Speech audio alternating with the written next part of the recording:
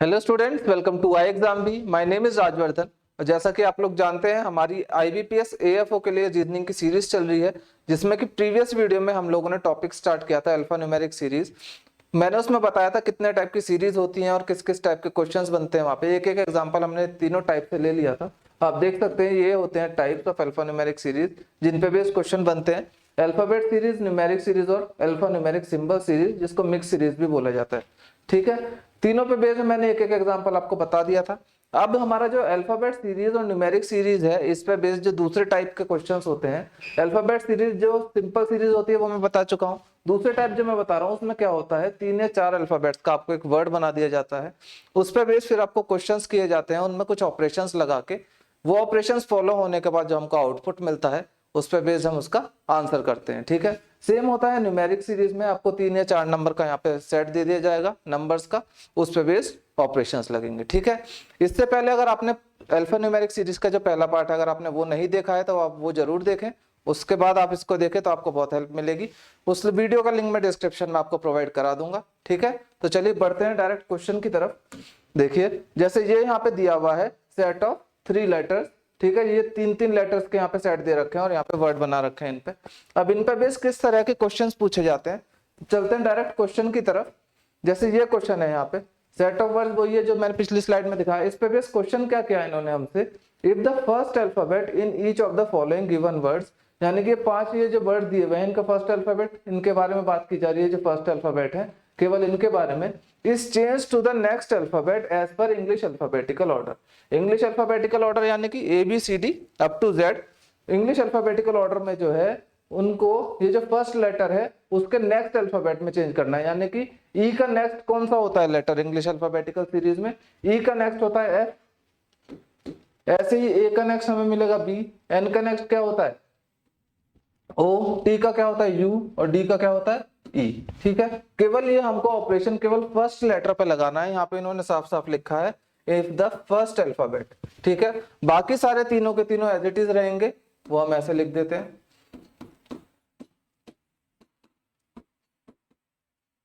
और यहाँ पे आ गया। ठीक है, तो ये हमारे पास नया पैटर्न यहाँ पे फॉलो हो चुका है। इस ऑपरेशन को लगाने के बाद ये हमको नया पैटर्न मिला है वर्ड्स का, नया यानी कि नए सेट ऑफ वर्ड्स मिले हैं। अब इस पे बेस क्वेश्चन क्या है, हाउ मेनी वर्ड्स हैविंग 2 और मोर वोवेल्स सेम और डिफरेंट, वोवेल सेम भी हो सकते हैं डिफरेंट भी हो सकते हैं, विल बी फॉर्म। ठीक है, तो हमें अब ये जो नया हमको मिला है पैटर्न, इसमें हमको देखना है 2 या 2 से ज्यादा वोवेल कितने वर्ड्स में है। तो यहाँ पे FYE में एक ही वोवेल है, E BXC में भी एक ही वोवेल है, OOT में इसमें 2 वोवेल हैं। ठीक है, एक ये हो गया, U और E यहाँ पे 2 वोवेल हैं, E और E यहाँ पे 2 वोवेल हैं। तो यानी कि 3 वर्ड्स ऐसे हैं जिनमें 2 वोवेल्स हैं। ठीक है, तो हमारा आंसर हो जाएगा यहाँ पे ऑप्शन नंबर D। ठीक है, तो आपने देखा जो हमको सेट ऑफ वर्ड दिया गया था उस पे हमने एक ऑपरेशन लगाया, फिर नया सेट ऑफ वर्ड्स हमारे सामने बन के आया, उस पे बेस हमने इस क्वेश्चन का आंसर किया है। ठीक है, अगला क्वेश्चन क्या पूछ रहा है, सेम सेट ऑफ वर्ड्स है, नेक्स्ट क्वेश्चन है उसी पे। If the given words are arranged in the order as they appear in English dictionary from left to right. अब हमको क्या करना है, अब हमारी बात हो रही है यहाँ पे पूरे वर्ड की। ठीक है, पिछले क्वेश्चन में अल्फाबेट पे ऑपरेशन था, इस बार क्या हुआ है पूरा वर्ड हमको लेना है और उनको अरेंज कैसे करना है, डिक्शनरी के हिसाब से। यानी कि हमको ये जो वर्ड दिए हुए हैं इनको हम डिक्शनरी के हिसाब से अरेंज करेंगे। तो पहले नंबर पे कौन सा मिलेगा हमें, पहले नंबर पे AXE आएगा, ये सबसे पहले आता है। उसके बाद यहाँ पे DE भी आ जाएगा दूसरे पे, तीसरे पे हमको मिलेगा EYE, चौथे पे आ जाएगा NOT और पांचवे पे आ जाएगा TEN। ठीक है, तो ये हमारा ऑर्डर सेट हो जाएगा। क्वेश्चन क्या है, the position of how many words remain unchanged. तो कौन कितने वर्ड्स की पोजीशन अनचेंज रहेगी, तो यानी कि AXE वाला तो यहाँ आ जाएगा, दूसरा आ जाएगा DEB, तीसरा EYE, चौथा NOT और पांचवा हो जाएगा TEN। तो यहाँ पे हमने देखा सबकी पोजीशन यहाँ पे बदल चुकी है, कोई भी वर्ड ऐसा नहीं है जो अपनी प्रीवियस पोजीशन के हिसाब से अरेंज होके आया है। तो यहाँ पे आंसर हमारा हो जाएगा नन, क्योंकि कोई भी हमको ऐसा वर्ड नहीं मिला जिसकी पोजीशन सेम रही हो। ठीक है, आपको पेपर में भी इसी तरह से अंदाजा करना है, मैं आपको लिख के इसलिए दिखा रहा हूँ ताकि आपको समझा सकूं। आपको प्रैक्टिस ऐसी करनी है, ये जो जितने भी ऑपरेशन हो रहे हैं ये आपको माइंड में ऑपरेट होते रहे, ठीक है। क्योंकि आप अगर सारे वर्ड ऐसे बार बार लिखेंगे तो आपका टाइम बहुत ज्यादा वेस्ट होगा। आप जो भी स्टार्टिंग है, स्टार्टिंग में आप ये सब लिख के कर सकते हैं, लेकिन आप ज्यादा से ज्यादा इन टाइप के क्वेश्चन की प्रैक्टिस जरूर करें, क्योंकि 4 से 5 नंबर ये टॉपिक आपका पक्के करवाता है, ठीक है। और बहुत ही आसान टॉपिक है, एक बार आपको पढ़ना होता है। 2 वीडियोस में इस पर करा चुका हूं, एक आज हो रही है, इससे प्रीवियस आपका पूरा टॉपिक इसी से कवर हो जाएगा, ठीक है। बस आपको प्रैक्टिस पे ज्यादा ध्यान देना है। नेक्स्ट क्वेश्चन क्या है, if in each of the given words, ये जितने भी वर्ड दिए हुए हैं, ईच ऑफ द कॉन्सोनेंट, यानी कि इन वर्ड में जो कॉन्सोनेंट हमको मिलेंगे, is change to the next letter as per the English alphabetical order, यानी कि अब हम इनमें केवल कॉन्सोनेंट्स को चेंज करेंगे, कैसे, उसके नेक्स्ट लेटर से, ठीक है। तो यहाँ पे देखो कॉन्सोनेंट कौन कौन से हैं, इसमें कॉन्सोनेंट है, इसको हम नेक्स्ट से चेंज कर देंगे तो यहाँ पे जेड हो जाएगा वाई की जगह, ठीक है। नेक्स्ट से करना है ना, each consonant is change to the next letter as per English alphabetical order. अब दूसरे में देखो कौन सा, एक्स के बाद क्या आता है, एक्स के बाद वाई आएगा, यहाँ पे एन के बाद ओ और टी के बाद यू, फिर यहाँ पे टी कॉन्सोनेंट है, उसके बाद एन कॉन्सोनेंट है, एन के बाद यहाँ पे भी ओ आ जाएगा, ठीक है। ओ है ये, इसको मैं यहाँ से हटा देता हूं, ठीक है। और यहाँ पे क्या है, ई और बी यहाँ कॉन्सोनेंट था तो यहाँ हो जाएगा ये सी। बाकी यहाँ पे वॉवल जितने भी बचे वो एज इट इज रहेंगे, ओके। अब हमसे क्वेश्चन क्या पूछा इन्होंने, in how many words from this formed will be no vowel appear. अब यहाँ पे जितने भी वर्ड हैं इनमें हमको वो वर्ड देखना है कि इनमें जिनमें एक भी वोवल ना हो।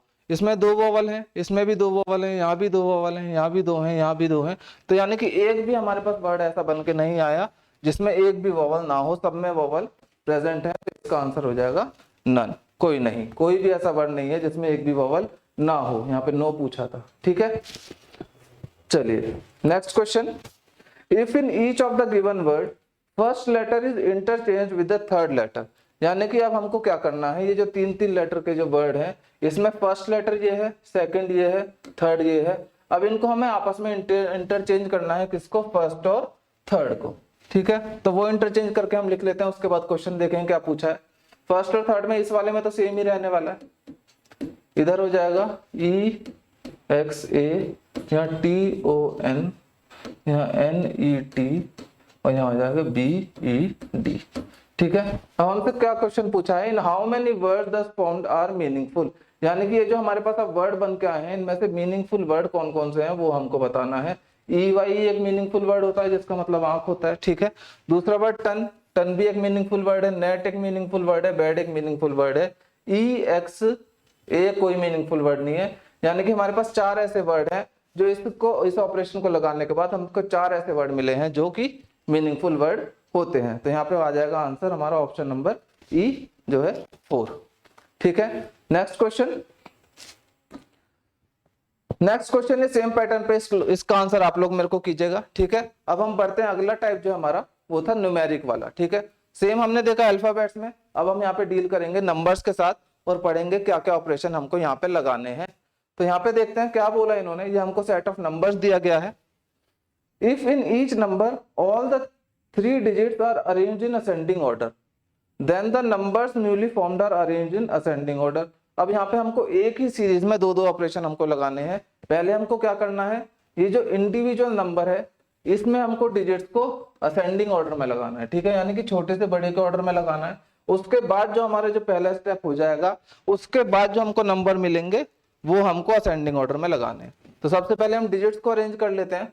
तो यहाँ आ जाएगा 2 3 8, इधर हो जाएगा 6 7 9, यहाँ 3 4 9, 2 5 9, यहाँ 3 5 6 और इधर 2 3 4। तो ये तो हो गया हमारा पहला स्टेप जो हमसे पूछा था। अब हमको क्या करना है, जो नया हमको मिला है सीरीज, जिसमें हमको नंबर्स को, यानी कि अब हमको पूरा नंबर लेना है, अब केवल डिजिट्स नहीं, अब ये जो 3 डिजिट्स का जो पूरा नंबर है ये हमको लेना है और इसको अरेंज करना है कहाँ, असेंडिंग ऑर्डर में। तो सबसे पहले यहाँ पे सबसे छोटा नंबर आएगा, सबसे छोटा जो हमें नंबर दिख रहा है वो हम यहाँ है 234, ठीक है। उसके बाद है 238, थर्ड नंबर पे आ जाएगा 259, फोर्थ हो जाएगा हमारा 349, पांचवें नंबर पे 356 और लास्ट में हमारा आ जाएगा 679, ठीक है, तो ये हमको मिल जाएगा हमारा फाइनल अरेंजमेंट जो हमको 2 स्टेप्स के बाद मिला है। अब हमको यहाँ पे बताना है which of the following will be the third highest number. अब यहाँ पे हमको देखना है थर्ड हाईएस्ट नंबर कौन सा है। तो फर्स्ट हाईएस्ट तो ये है, सेकंड हाईएस्ट 356, थर्ड हाईएस्ट है 349, जो कि हम देख लेंगे 349 क्या हमारे पास ऑप्शन में है। 349 हमारे पास कोई भी ऑप्शन में नहीं है।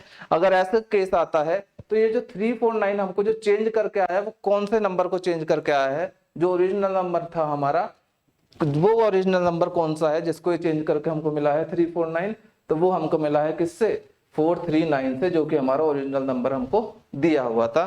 तो यहाँ पे हमारा आंसर हो जाएगा ऑप्शन नंबर डी, 4, 3 एंड 9। ठीक है, आई होप आप लोगों को समझ आ रहा होगा। बढ़ते हैं अगले क्वेश्चन की तरफ।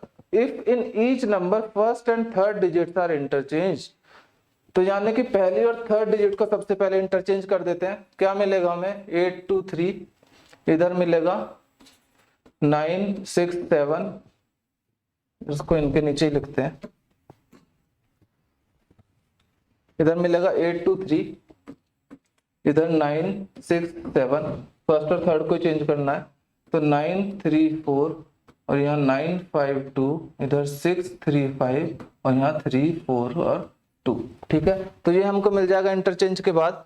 What will be the product of the last digit of smallest number. अब यहाँ पे देखो स्मॉलेस्ट नंबर सबसे कौन सा मिला है हमको, स्मॉलेस्ट नंबर है हमारा 342, इसकी लास्ट डिजिट क्या है 2, और last digit of the smallest number and second digit of the highest number. Second digit highest number की, हाईएस्ट नंबर यहाँ पे कौन सा है हमारा, हाईएस्ट नंबर है 967, इसकी सेकंड डिजिट क्या है 6, यानी कि इसकी सेकंड डिजिट है 6। अब इन दोनों का हमको क्या बताना है, इन दोनों का हमको बताना है प्रोडक्ट। तो 2 6 को मल्टीप्लाई करेंगे तो हमारे पास आंसर आ जाएगा 12। यही हमारा आंसर होगा ऑप्शन नंबर बी। ठीक है, नेक्स्ट क्वेश्चन।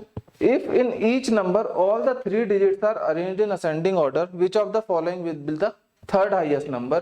Again अब हमको इनको ascending order में अरेंज करना है each digit को।